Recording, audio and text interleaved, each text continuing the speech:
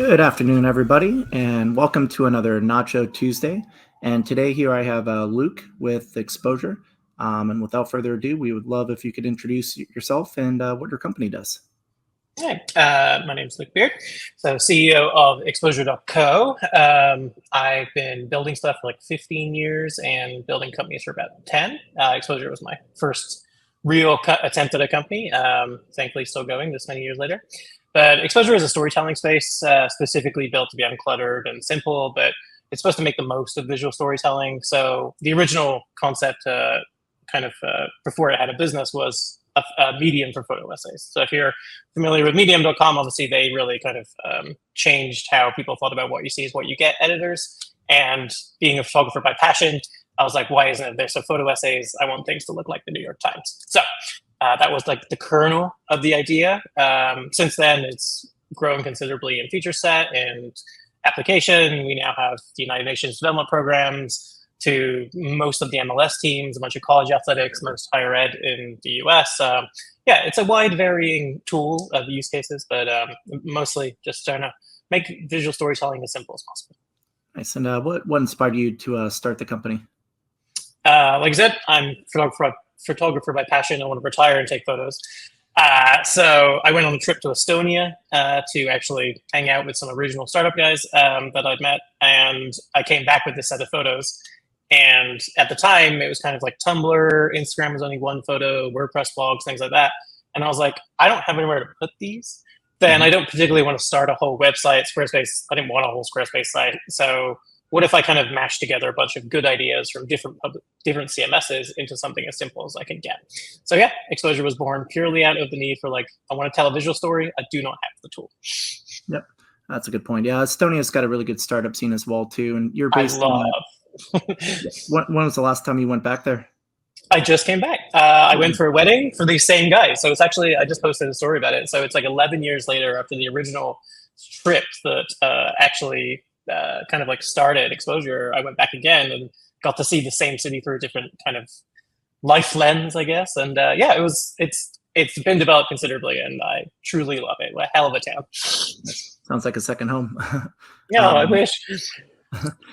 So I guess what tips can you offer companies to better promote their brand through more visual storytelling, if you will? Sure. I think a lot of companies right now aren't considering the wider story. Like we are constantly bombarded with the smallest version of story possible because people are spending 14/10 of a second looking at their timeline. So if you can get someone's attention, it's like, what is the wider story you want to tell about your company, organization, nonprofit? And how can you invite the user on that specific journey? There's the idea that, what is the key thing you want them to take away, which is like a marketing principle. But if you put that through the lens of like, what can we tell them about our story that they'll naturally osmosis that into them. So it's kind of more so like, don't think in the short form as much as I guess the public wants you to. And if you can invest in the long form, like really consider like the bigger picture. Do you see a difference in the type of visual content brands can produce? Like CPG products, obviously you can do a lot more lifestyle imagery, whereas, maybe SaaS products, they might, maybe they could do more data focused type visual imagery and infographics, stuff like that. Do you have any insights on the difference between the two? Yeah, it's really interesting to me about like how and where you acquire customers these days, because again, like, everybody sits on Instagram and gets the ads. They see the attention editing style and kind of like the really grabby stuff. But with SaaS, like obviously in general, contract values are much larger and people are much more considered around making that purchase decision. So the more you can say about, again, the journey that you're on as a company and the journey they're on and where the two overlap, can really like power it. And that's either like the founding story or the humanistic nature of case studies. Like it's not about, it solved this particular problem. It's about like how that particular person felt solving that problem. Mm-hmm. Like there's so much human kind of emotion built into longer form storytelling and lots more opportunities to like grab a heartstring and like pull it. So I think there's a lot of that. Again, like it's not the case for every SaaS company, but again, like if you can invest in the bigger picture, then you should. And even for B2B, there's an emotional aspect to everything, right? People do business with people. And I've seen some really good brands on social media. I got to call it Apollo for this, but they've done a really good job, I think, highlighting customer stories, featuring even team members, covering their background for that team member, and just really telling the more human side of the business, which I think is really effective. No, it's one of my favorite parts about kind of building a tool like this is just the big cross section of like types of stories, being told across this. And it's, I've tried to kind of push this on every company I've kind of dabbled with in the past, but I worked on self-driving cars for a part, and featuring those engineers that were like really happy and like thrilled that they pushed through these algorithmic challenges and all this kind of stuff. And we totaled that with exposure. It was awesome. Yep. Yeah, a lot of people might say B2B is supposed to be stale on purpose, but I think times are really changing and to really get ahead. We're all humans. Yeah, exactly. At the end of the day, least common denominator. We're doing business with other people, so you have to address that. Absolutely. I think it comes down to authenticity too, right? So being able to really connect with the audience. I think authenticity is such a huge part of that. It's really at the heart of storytelling. I guess what tips would you offer for a SaaS company to come across as being more authentic and not just putting out content for the sake of putting out content? Yeah, there's a kind of slide from Alex Tran who talks about kind of the new way of thinking about customer acquisition and kind of customer relationships. So, he calls the customer funnel like culture hacking and things like that. It's like there's abilities for brands nowadays for people to, there's an ability for brands and companies these days to really kind of leverage the new norm of a lot of things, like points of view, storytelling, inspirational, creative consistency, all that kind of stuff. Like we can. This wasn't available really in the past 10 years when we just weren't exposed to as much. So it's more so like pointing yourself in the right direction, figuring out the bigger picture and what journey you want to invite the customer on. Because I know I really kind of like latched on to this idea of like what journey are you on and how can you bring the customer in. Like I'll probably say it a few more times this call, but like there is the overlap there. Like it's the Venn diagram of your customer and your company in terms of like the human part. Yeah, I think it's always good to repeat the line, right? I mean, that's how advertising works, right? Somebody's going to walk away with one message from this interview, let that be it. Absolutely. So I guess what are some other big marketing trends, especially in content marketing in 2024? Including the type of content, maybe the channels that people are promoting their content, say TikTok. What are your thoughts on that? I mean, it's hard to ignore the Mr. Beast of the world. And his recent conversation around the age of attention editing is currently on the other side of the bell curve. So I think there's, at least from my perception, there's going to be a lot calmer storytelling, like nothing like edited purely to like grab your eyeballs and trigger your brain who's like paying attention. So spending more time on the subject matter that you're trying to get across, I think is more so the where, especially again, brands with big contract values can spend more time. Like sure, hook them in with your TikToks and your Instagrams about like the basics of it, but like where do you send them after that? Like making sure you have that like slower, more considered story at the end of that like interaction is where I see a lot of things happening. And realistically, we have to create devotion across a lot of your brands and stuff like that, especially on the D2C CPG end of things. But at the same time, people love Notion. Like Notion is a really hilariously like dull tool if you really look at it. But the devotion across their fan base has been created through brand and storytelling and like the way they talk. So there's lots of ways to like pick apart what's been trending. But in my opinion, we're over the bell curve of like slapping you around the face, being like, watch this, watch this, watch this. So it's like, hey, if you care about us, like here's something we've spent a lot of time on. I care. Yeah, and I noticed a lot of people use Notion for even external partners for a lot of onboarding purposes. Yeah. This is how we do things here. Here's the links to all the folders you need, content you need. Tutorial videos, you name it. I think, aiding in that journey when people are first interacting with their brand, I think is really important to actually get them across the finish line. Yep. The whole what's the word I was looking for? I guess devotion is a thing. You end up creating icons like the Notion N and like the little illustrations, like they all speak to the bigger storytelling here of like the brand. But if you dig into their Twitter, they're like weird and wonderful. And then if you keep going down that funnel, you end up with the longer form content that they put out and things like that. So. Now, what do you think are some underrated channels, I guess, for B2B content marketing these days? I don't know. Everybody's like really hammering everything. Yeah. Well, with the declining native reach of Instagram and I guess X/Twitter these days, like kind of building your own base is like hyper important. I think like we can skip a few questions ahead, but like one of the bigger features we're building is be able to email an entire story to your subscribers, which is completely separate from an Instagram following or things like that. So building native followers that you can communicate to directly. I kind of think about the idea of my favorite emails that I snooze to the weekend. Like a bunch of them are from CEOs, entrepreneurs, and brands that I want to make sure I read this. So like kind of focusing on something that someone cares that much about is slightly underrated in my opinion, because your inbox is a mess all the time. So how do you create something that you actually want to read? This has been done like a bunch of times, but we're right in the sweet spot now of like people being frustrated that their Instagram followers can't see their posts or their stories, and like how do you reach them effectively? So it's the cyclical nature of like we're back to email. We always come back to email. Exactly. Yeah. More emails, just what we need. Yeah. I should see my email inbox on a Monday. I don't want to. I know, right? Yeah, and I think yeah, I think things are coming back to email and community, especially with AI and the advent of some of these new tools. I mean, everybody's launching new AI features, and there's so many new companies launching left and right, especially because it's easier to build software and deploy a product and bring it to market more quickly than ever, and with little overhead or costs. So I feel like we're going to come back to community as well as really a hot topic for marketing. Can you build a community around your brand, like you mentioned? Being able to tap into them and continually reach out to them directly, because your reach and the amount of noise overall is becoming very limiting for your brand to really get out there through the existing channels. So, growing a community is going to give you a strong base, especially moat around the company to protect against, new products that are launching all the time too, as well. Yeah. I mean, every company and their dad has a Discord now, or that sort of like community entry point. But most of the time, those are very hard to maintain.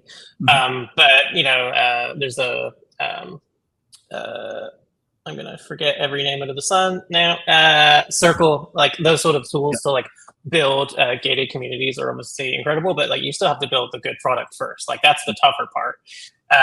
So yeah, making sure you like pay attention to where and what the community is like kind of naturally asking for without pushing too much on them, so they don't start to like not care is like really important.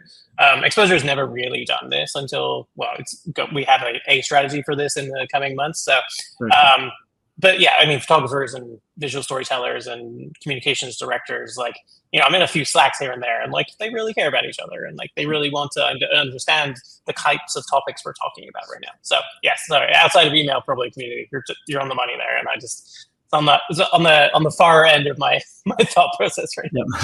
Yeah, there's also Amity and Tribes is another one, or I think it's Tribe.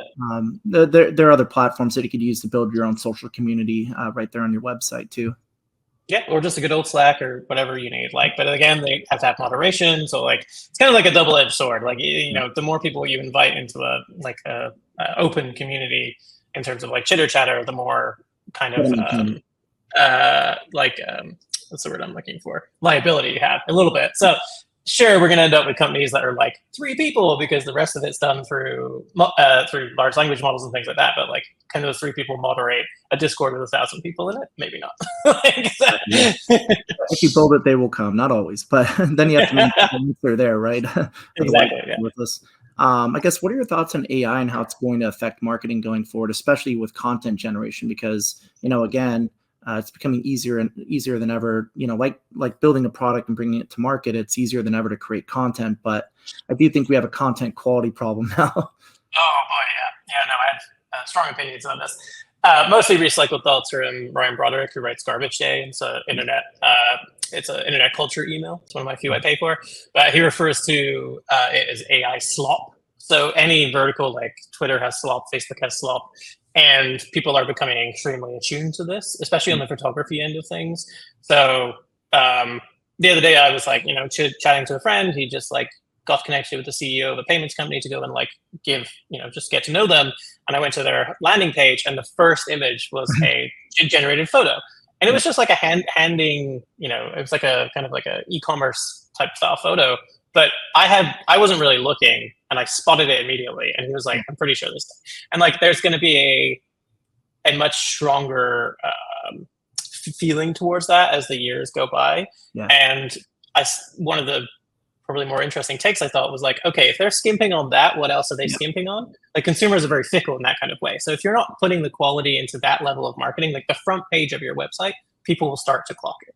But then again, I don't know if the beautiful images on the front of GitHub.com are generated, but they have like an air about them. So I personally consider this current wave of technology as like the best productivity tools where we have right now, and they will only get better.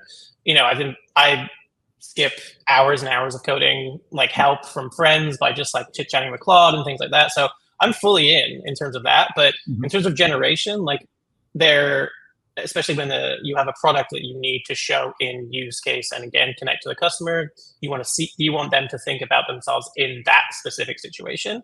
Like a real photo and real illustrations and real art is gonna make that work.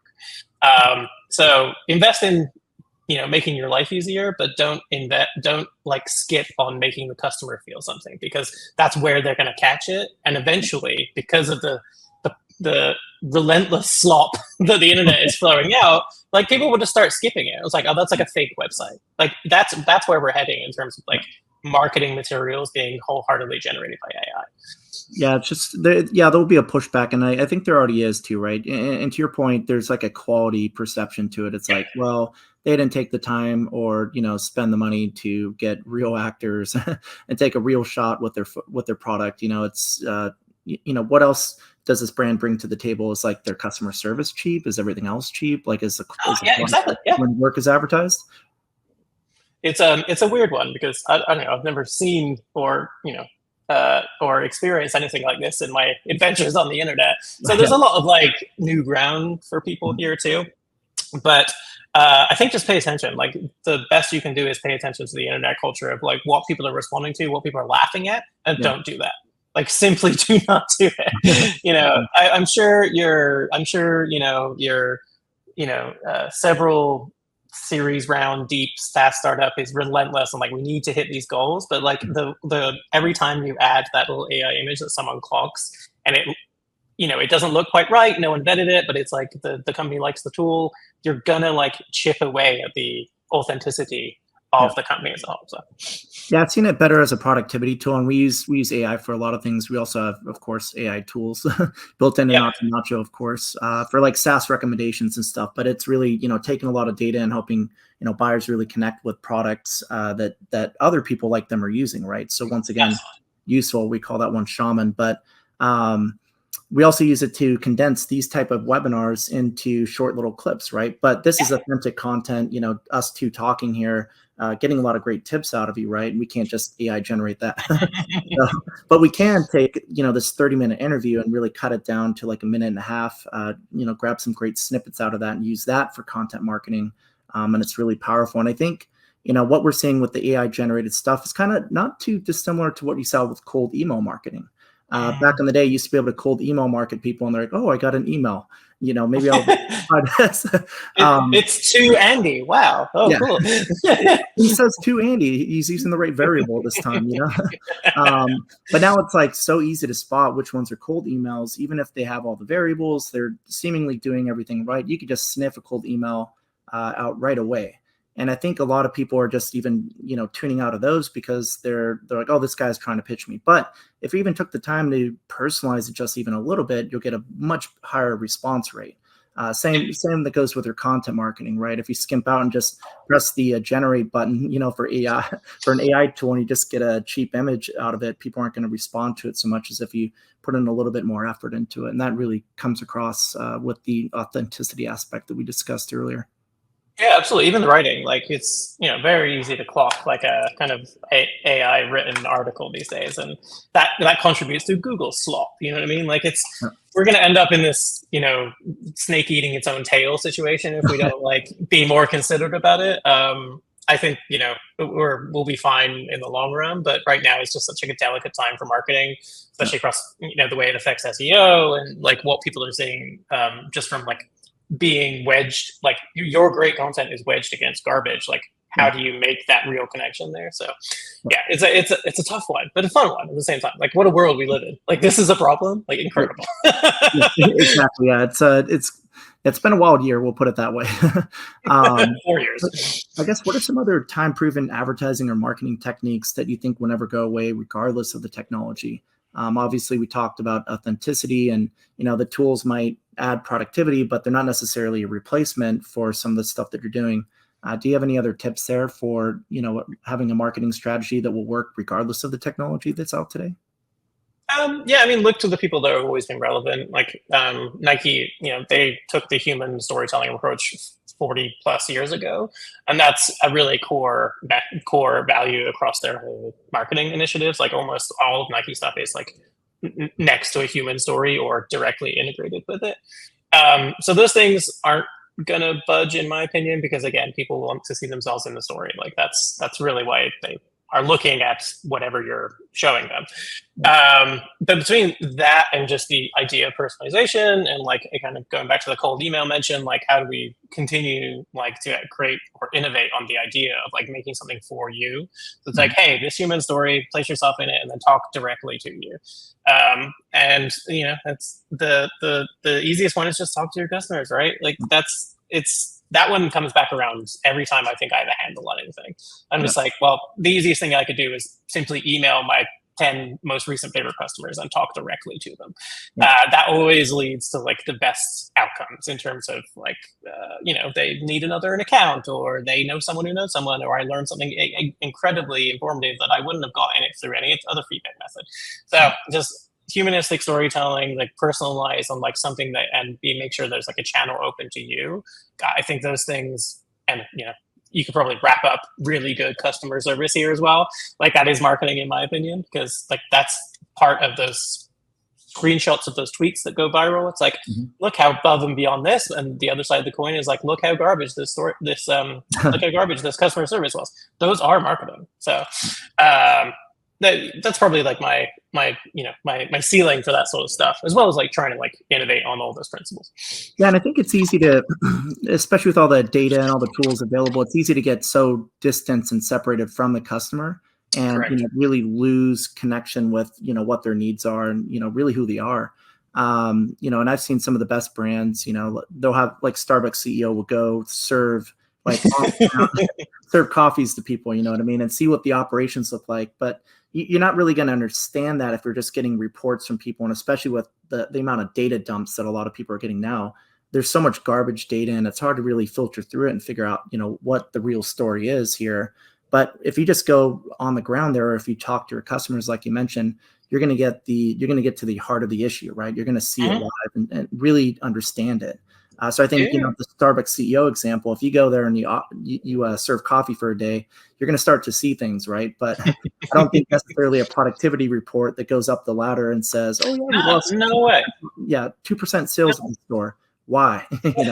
Sentiment is very hard to quantify for a lot of businesses. Like, I mean, in-person ones even more so, because like, it's a transaction and then they go somewhere else. But like, there's a bunch of interactions and experiences that never get like really reported on from the customer. I have a text replacement that's like hash where, and it just pre-fills like, where did you hear about us? And that's probably my most like beneficial 2 keys I press every day, because every time there's a support email, if it's net new, or I haven't talked to this person for a while or something like that, it's just like getting that like, oh yeah, I heard from XXX. And it reveals like magic, a whole new channel you didn't even consider. That's how I found out we were getting mentioned. The exposure was getting mentioned in a video producer Slack for sports. I was like, I had no idea that was there. So it's like those sort of, finding the channels is always going to be one of the harder problems around marketing. Like, where does that funnel start? And yeah, it's weird. Just simply asking tends to bring up the right stuff. It does. Or people just tell you, if you listen, like I do a lot of customer calls. James on our team handles a lot of the buyer onboarding, that sort of thing too. But I've joined a lot of calls, still do, just to kind of, talk to people about the offerings for NachoNacho and really understand what they're looking for. And there's a lot of great stuff that comes out of that, right? Like you mentioned, marketing channels maybe that we should be in, maybe their perception of our product offering and what we do, or maybe how we do things that we can improve upon, right? And all those ideas and tips to kind of come out of that conversation, I'm able to bring back to the various teams and departments and, make the product better or make the customer experience better, right? And that all leads to, better conversions.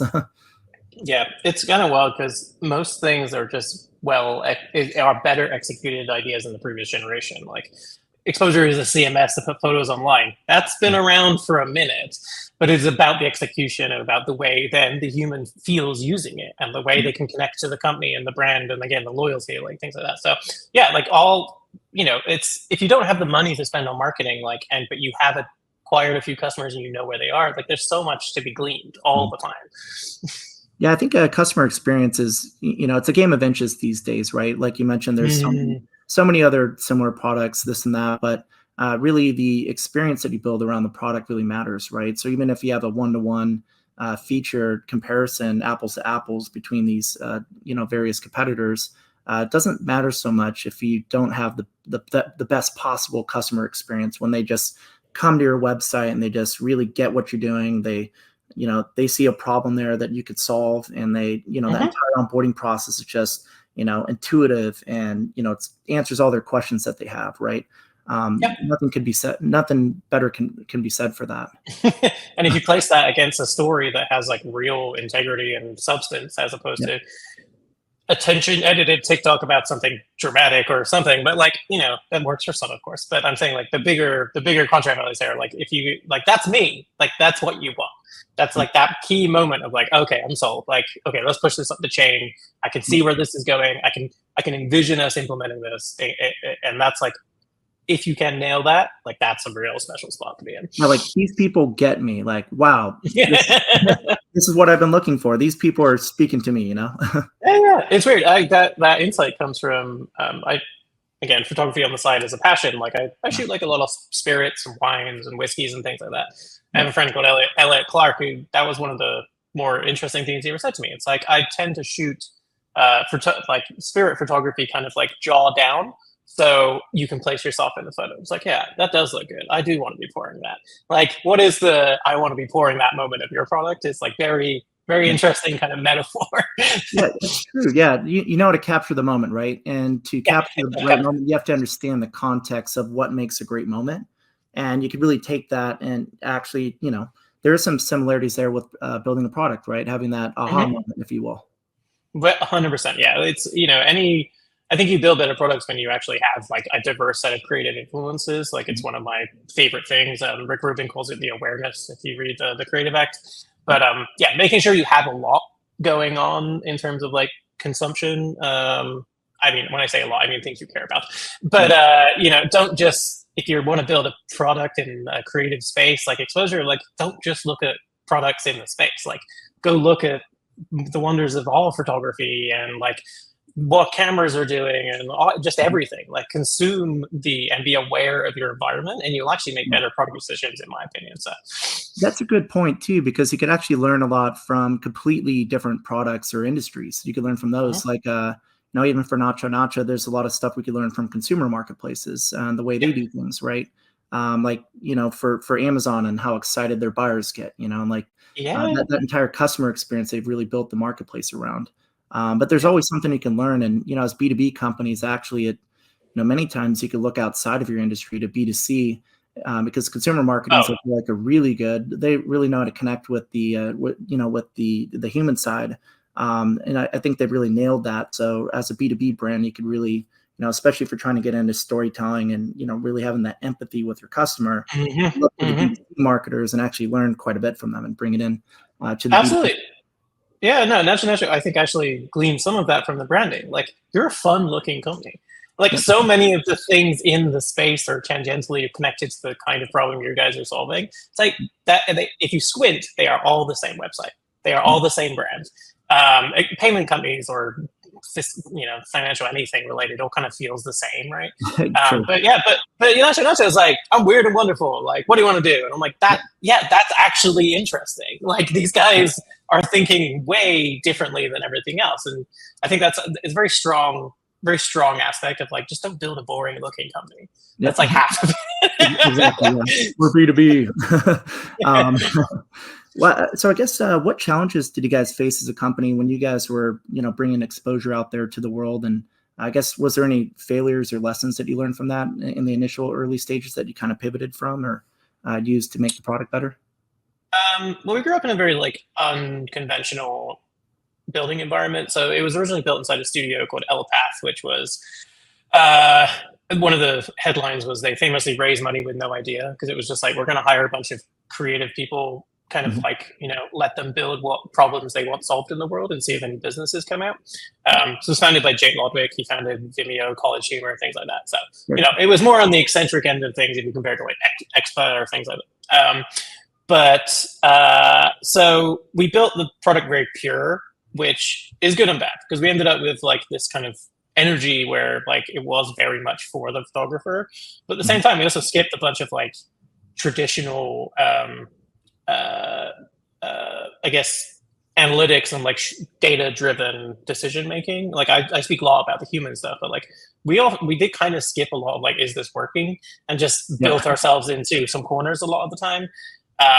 And then on spin out, like we've had like various ups and downs over the years, but ultimately I think I built too much in some cases, and I didn't make the things I needed to be agile enough. Like the payment system, like we're currently redoing that because it's bespoke. Like there's no need for that right now. Like we could definitely just use Stripe checkout and Stripe billing and save ourselves a lot of time and be able to experiment a lot quicker. Like Exposure struggles from that purely on the fact of like, we just wanted to be a pure product. But if we raised it in a typical like, how can this, let's start a business, let's make the money, I think it would be a different story. So it's kind of like come back around after years of like very soulful building, and in some cases in the wrong direction. So overall, like, I wish that we'd spent a little more time like making it more agile in the business case, in the business cases we need to know. But at the same time, failure is just, it's a step in the right direction most of the time. I've had some, crazy projects over the years. Some worked, some didn't, but you always learn something, right? And you walk away from it and you really understand how the process works. But entrepreneurship's really a career. It's not like just a one and done type thing. Usually. Oh my God. It's an absolute privilege to screw up. Like, I don't like, what an amazing world, again, to go back to this, like where I can kind of like make a mistake and like no one dies. Like, it's incredible. Like, keep doing that. So but I'm much more informed than I was over a decade ago when this was started. So it's still super well loved. And, I think that's part of the failure is maybe not kind of not capitalizing on the pure like love that the customers have of the product. Like it's always been like a very light touch. Like don't send too many marketing emails, things like that. So we could have done a lot more there, and we will. So. Yeah, well, sounds like you've been around the block once or twice. You read a lot of books, you keep referencing all these great books. I'm making a mental note for them. But I guess what's one book that a lot of people should read this year that you're really excited about? It's been out for a couple years now, but I really like. I kept putting off Rick Rubin's book for a long time, and now I won't shut up about it. I think he's a savant. He obviously, is famous for being a music producer, but if you create anything, and even if you cut out the word artist, which he uses a lot, and inject entrepreneur, a lot of these things are going to resonate with you. And again, just like the awareness, like half the reason I love the best people I know is because of their awareness. Like they know what's cool, they know what's coming, they know where they've been, they're like hyper aware of the whole thing. And like that is a magical trait to have. Like being insular and kind of in your own vacuum will get you some places, but not far as you want to go, in my opinion. But go read The Creative Act, A Way of Being. It also just kind of puts your life in perspective in many ways. If you create anything, it's fantastic. Super easy to read too. Huge fun. I'm definitely getting that one. I've actually been a lot of friends with a lot of people in fashion, a lot of people in the music industry, because I've seen the parallels myself, and both in terms of our personality, but also the stuff they do, even though it's more conceptual and it's it's not building software, there's still a lot of parallels there, right? To your point, direct parallels even with how they do things and how you build software that actually really connects with the customer and people like. So I guess what's next for Exposure over the next 5 years, and how could they learn more about your company? Like I said, bringing emailing stories, which will move us closer to like Substack kind of thing. So imagine if Substack was built just for visual storytellers, like that's going to be a very interesting aspect to us. Like, I can imagine the sports teams we have having a lot of fun with that. Internal distribution. So I think again, to look at kind of the niche networks that have popped up over the years, they have their own distribution methods outside of Instagram and like the big tech versions of that. So a lot more ways for you to discover work is important to me. And because, I, as a semi-working photographer, and the amount of photographers that post like their work on Exposure, we're bringing a portfolio search to it. So being able to be like, hey, I would love a headshot photographer in Atlanta. And then because of the magic of what we have with these models, you can upload a photo and be like, something like this. And we'll be able to match you with hopefully the right kind of people for that. Which again, if you try to search for a photographer right now online, it's pretty lame. Oh, sorry, not lame. Cut that. Sorry, it's pretty tragic. Like there is no real way. There's no real directory, and it's crazy to me. Squarespace doesn't have a search. Like a really good dribble, but for photographers, something like that. Something around there, yeah, but deeply integrated with your Exposure, so that you can get the story of the photographer and then like a light portfolio, things like that. So a lot of work there, as well as kind of continuing to listen to the storytelling needs. So bringing new formats, 360 videos, things like that. My list is yay long, but at the same time, making sure I don't overbuild at this point. Yep, totally. Well, you've learned that lesson, so great faith in you. Those are really exciting, actually, too. By the way, so people can learn more about you at is it exposure.co? Can you name your website again? Exposure.co /exposure on everything. One of my crowning achievements is getting that handle 10 years ago, and I'm just Luke Speared on every network as well. Great. And we also have you guys listed in our SaaS marketplace as well, too. So go to exposure.co to check them out and learn more, or visit Exposure and NachoNacho's B2B SaaS marketplace. We have the best brands at the best prices. I believe we have a 15% cash back there. We're proud partners of the cool product that you guys have built. Today's been a great discussion, Luke. Really appreciate it. I think there's a lot of key takeaways that a lot of people can learn from this interview today. And looking forward to seeing your company grow and continuing to partner together with you guys. Appreciate you, Andy. Have a good day, man. You too.